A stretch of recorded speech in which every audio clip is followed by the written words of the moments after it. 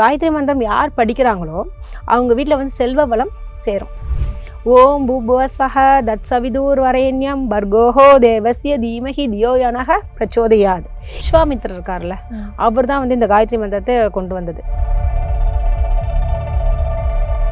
எங்கள் நாட்டுக்கு வந்து பஞ்சமாக இருக்குது, உங்கள் பசுமாடு கொடுங்க, அது காமதேனு கொடுங்க, நாட்டுக்கு வந்து வறுமையை வந்து ஒழிக்கிறேன் அப்படின்னு. நாட்டுக்கே இல்லாத ஒரு மாடு இருந்தான்னா என்ன, நமக்கு என்ன, நானே தவம் புரிகிறேன், நானே முனிவர்களாக ஆகிறேன், அதே மாதிரி ஒரு காமதேனுவை கொண்டு வரேன்.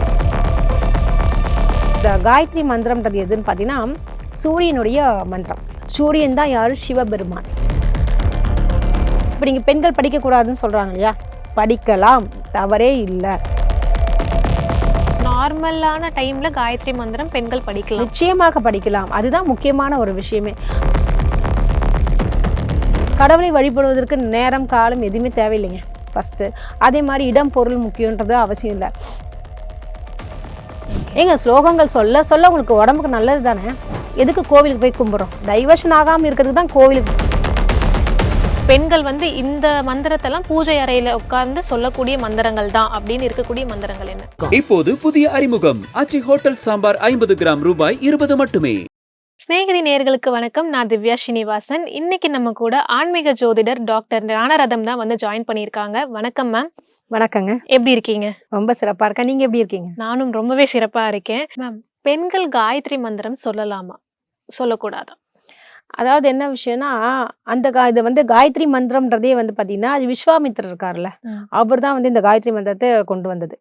எப்படி அப்படின்றது பார்த்துங்களா, அந்த காலத்தில் அவர் வந்து பிருகு மகரிஷியாக இருந்தவர் அப்படின்னு சொல்லுவாங்க. அவர் ஒரு சக்கரவர்த்தினா ராஜாவா இருந்தவர் தான். காமதேனு தெரியும் இல்லையா, பசு அப்படின்னும் போது, எங்க காமதேனுனா பசுமாடை சொல்றது, அதுலதான் எல்லா தேவதைகளும் சுவாமிகளும் நிறைஞ்சிருக்காங்கன்னு சொல்லுவாங்க. காமதேனு இருந்துச்சுன்னா அர்த்தம் நாட்டில் வளம் கிடைக்கும்வாங்க. அதாவது ஒரு அல்ல பால் வந்து சுரந்துட்டே இருக்கும், எல்லாருக்குமே நிறைய விஷயங்கள் கொடுத்துட்டு இருக்கோம். இது வந்து அவர் சக்கரவர்த்தியா, விஸ்வாமித்திரர் வந்து ஒரு சக்கரவர்த்தி ராஜாவாக பிறந்தப்ப என்ன பண்ணியிருக்காரு, எனக்கு வந்து வீட்டுல வந்து இந்த நாட்டுக்கு வந்து பஞ்சமா இருக்கு அப்படின்னு சொல்லிட்டு அவர் என்ன பண்றாரு, இந்த காமதேனு வச்சிருக்கக்கூடிய முனிவர்கள் கிட்ட, இந்த தேவர்கள்கிட்ட போய் உட்கார்ந்து கேட்குறாங்க, எங்க நாட்டுக்கு வந்து பஞ்சமா இருக்கு, உங்க பசுமாடு கொடுங்க, அது காமதேனு கொடுங்க, நான் வந்து நாட்டுக்கு வந்து வறுமையை வந்து ஒழிக்கிறேன் அப்படின்னு. அவங்க என்ன சொல்றாங்க, நாங்களாகவே இருந்தாலுமே அந்த காமதேனு கிட்ட இருந்து எதுவும் வாங்குறது இல்ல, நாங்களே சமைச்சு கஷ்டப்பட்டு தான் உழைச்சி தான் சாப்பிட்றோம் அப்படின்ற மாதிரி அந்த தேவர்கள் அந்த முனிவர்கள்லாம் சொல்றாங்க. இவர் என்ன பண்றாரு, மீறி, ஏன்னா ராஜா இல்ல, நம்ம போர் தொடுத்து காமதேனு எடுத்துறதுலாம் பார்த்தா காமதேனுவே போர்ல வந்து வின் பண்ணி எல்லாம் அடிச்சு துரத்திடுது. சக்கரவர்த்தி ராஜா வந்துடுறாரு. யாரு? அவர் தான் விஸ்வாமித்திரர். அவர் என்ன பண்றாரு, எனக்கு இந்த உலக நாட்டுக்கே இல்லாத ஒரு மாடு இருந்தான்னா என்ன, நமக்கு என்ன, அதே மாதிரி நானே தவம் புரிகிறேன், நானே முனிவர்களாக ஆகிறேன், அதே மாதிரி ஒரு காமதேனுவை கொண்டு வரன்ற மாதிரி அவர் என்ன பண்ணிட்டாரு, அவர் போய் தவம் புரிகிறார். தவம் புரிந்தப்ப இந்த காயத்ரி மந்திரம் அவர் தான் கொண்டு வந்தது. அப்ப அந்த காயத்ரி மந்திரம் போது, நமக்கு காயத்ரி மந்திரம் யார் படிக்கிறாங்களோ அவங்க வீட்டுல வந்து செல்வ வளம் சேரும். ஓம் பூபுவஸ்வஹ தத் சவிதூர் வரேண்யம் பர்கோஹோ தேவஸ்ய தீமஹி தியோயனஹ பிரச்சோதயாது. இது வந்து அவர் சக்கரவர்த்தின்னும் போது அவரோட குலம் வந்து சத்திரியர். அவர் அந்த ஸ்லோகம் சொல்லியிருக்காரு. அவர் தான் வந்து மாறாக ஒரு சுவாமியார்ன்றாலே உங்களுக்கு தெரியும், வேதங்கள்லாம் படிக்க முடியும். ஒரு யாரு ராஜாக்கள் வந்து அந்த அளவுக்குலாம் பண்ண மாட்டாங்க இல்லையா. அவர் இந்த மந்திரத்தை கொண்டு வந்து மக்கள் அனைவருக்குமே புகுத்தினார். வந்து நம்ம கேட்கக்கூடிய வரங்கள் வரட்டும்னா, அது வந்து என்னன்னா, அந்த காயத்ரி மந்திரம்ன்றது எதுன்னு பார்த்தீங்கன்னா சூரியனுடைய மந்திரம். சரிங்களா? அப்ப சூரியனாலே என்னது, உலகத்துக்கே எது தரும்? உணவு, உடை, எல்லாமே ஒரு விஷயம் வேணும்னா சூரியனோட ஒளி தேவை. சூரியன் தான் யாரு? சிவபெருமான் அப்படின்னு சொல்றோம், நெருப்பு, ஒளி. அப்படின்னும் பொழுது அந்த காயத்ரி மந்திரம் வந்து படிக்க படிக்க படிக்க வந்து அது வந்து யாரு? சூரியன் இல்லையா, நெருப்பு. இப்ப நீங்க பெண்கள் படிக்க கூடாதுன்னு சொல்றாங்க இல்லையா, படிக்கலாம், தவறே இல்லை. எல்லார் வீட்லயும் பெண்கள் படிக்கலாம். நம்ம பீரியட்ஸ் ஆகிறோம் இல்லைங்களா, அப்ப வந்து அபான வாயுன்னு ஒண்ணு வரும். அது வரும்போது அவங்களுக்கு உடம்பு கொஞ்சம் என்ன சொல்ல, கிருமின்னு சொன்னோம் இல்லையா, அது ஒரு விஷயம்.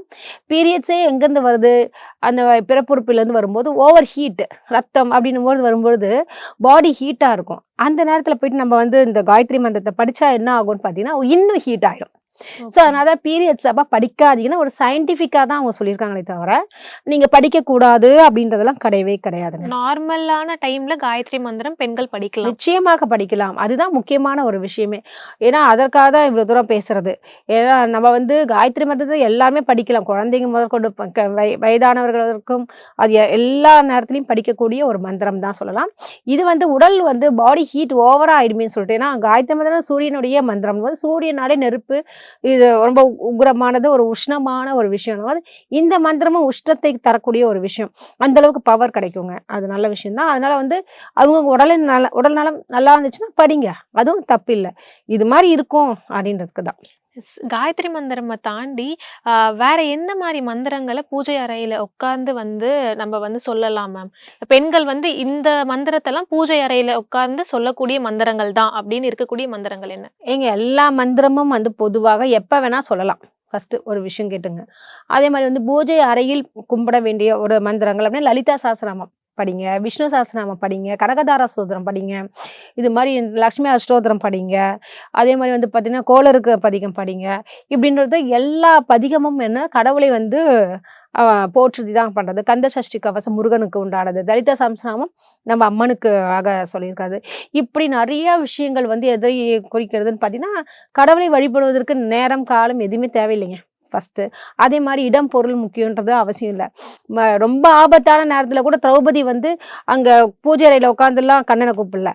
அவங்களுக்கு தேவை ஆபத்து ஆகுது அப்படின்னு கண்ணா அப்படின்னு சொல்லி இரு கைகளையும் மேல தூக்கி, அதுவும் முழுமையாக சரணாகதியை அடைந்து நம்ம கூப்பிடும் பொழுது அது எந்த கடவுளை வந்து நம்ம கூப்பிடலாம். அதற்கு வந்து வண்டியில போகும்போது இந்த ஸ்லோகம் சொல்லாதீங்க, மந்திரம் படிக்காதீங்கன்றதுலாம் கிடையவே கிடையாது. எல்லா நேரத்துலயும் நம்ம படிக்கலாங்க. எல்லா நேரங்களும் ஆமாங்க. கடவுளை நினைக்கிறதுக்கு என்ன நேர காலம்? சதா வந்து ஜபிச்சுக்கிட்டே இருக்கலாமே. ஏங்க ஸ்லோகங்கள் சொல்ல சொல்ல உங்களுக்கு உடம்புக்கு நல்லது தானே. ஓகே. அப்ப நேரம் காலம் அப்படின்றது மந்திரங்கள் சொல்றதுக்கு கிடையாது அப்படின்றது. நீங்க வந்து பூஜை அறையில அழகா பண்ணும்பொழுது உங்களுக்கு எதுக்கு பூஜை அறையில, எதுக்கு கோவிலுக்கு போய் கும்பிடுறோம் சொல்லுங்க பார்க்கலாம். ஒரு வைப்ரேஷன், அங்க வந்து ஒரு வைப்ரேஷன்ஸ் இருக்கு ஒரு விஷயம். இப்ப நீங்க கோவிலுக்கு போனீங்கன்னா கோவிலை பத்தின சிந்தனை தானே வரும். அர்ச்சனை டிக்கெட் எடுக்கணும், இந்த முருகருக்கு சாமி பார்க்கணும், டக்குன்னு அந்த மலர் மாலை இருக்கணும், எந்த இதுக்கு கருவூலத்துக்கு போகணும், டிக்கெட் வாங்கணும், லைன்ல நிக்கணும், நம்மளுடைய பிரச்சனைகளை நினைக்கிறோம், சாமியை நினைக்கிறோம், இதை பத்தி கடவுளே எங்க குடும்பத்தை காப்பாத்து, மகனை காப்பாத்து, நல்ல புத்தி கொடு, நல்ல சிந்தனை தருன்னு சொல்லிட்டு அங்க ஒரு கோவில்னும் போது என்ன நினைக்க தோணுன்னா நல்லதை மட்டும் யோசிக்கக்கூடிய ஒரு ஸ்தலமாக உங்களுக்கு தோணுது. அதே மாதிரி பூஜை அறைக்குள்ள வந்துட்டோம்னா அந்த படங்கள்லாம் பார்க்கும் பொழுது நம்ம கடவுளை மட்டும் நம்ம யோசிச்சுட்டு இருப்போம். மற்ற நேரத்துல உட்காரும் போது அது கொஞ்சம் டைவர்ஷன் ஆகும். டைவர்ஷன் ஆகாம இருக்கிறதுக்கு தான் கோவிலுக்கு போங்க. அதே மாதிரி பூஜை அறையில அழகா உட்காந்து நீங்க சுவாமி கும்பலான்றது. Okay ma'am. நன்றி மேம். நன்றி. இப்போது புதிய அறிமுகம் ஆச்சி ஹோட்டல் சாம்பார் 50 கிராம் ரூபாய் 20 மட்டுமே.